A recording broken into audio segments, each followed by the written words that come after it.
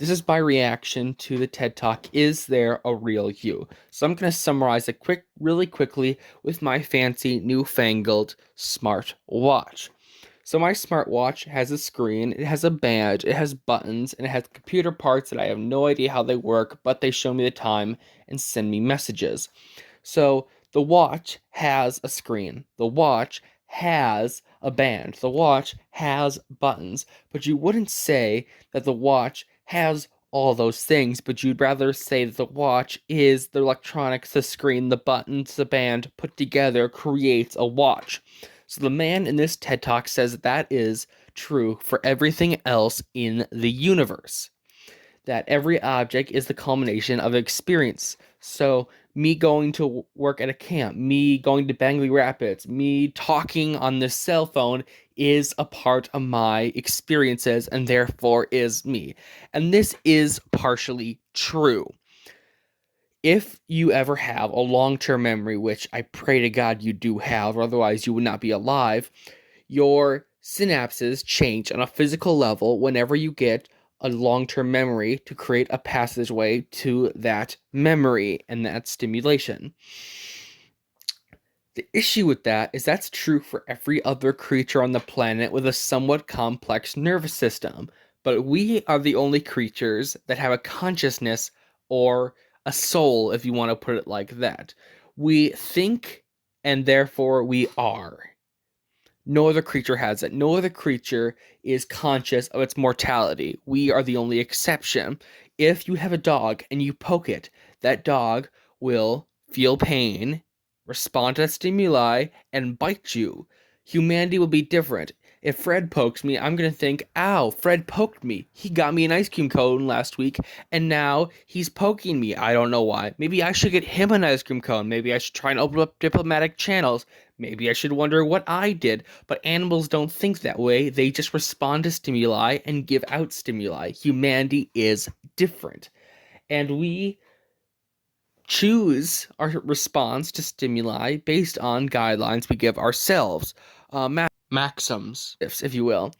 So, the one that I picked for myself is a prayer that I found by the show Band of Brothers, uttered by the character Doc Rowe. In that show, he says a prayer that is, Lord, grant that I may not so much seek to be consoled as to console, to be understood as to understand, to be loved as to love with all my heart, with all my heart. Amen. And I'm going to break these down in reverse because I can. I'm the narrator. I'm practically God in this. So, to be loved. I had a classmate argue to me that dogs feel love, and my response to her was, well, dogs must have a lot of soulmates in legs because they like humping legs. Dogs don't feel love in the same way we do, they just want that physical attraction. Humanity is aware of our own depth. So when we see someone we think is amazing and they're beautiful and they're special and we want to spend our life with them, it's even more special in humanity because we know our time is limited. We're not going to spend time with them forever, but we're choosing to spend what little time we have left on them to be understood, as the other one says. No other creature has a complex communication as we do.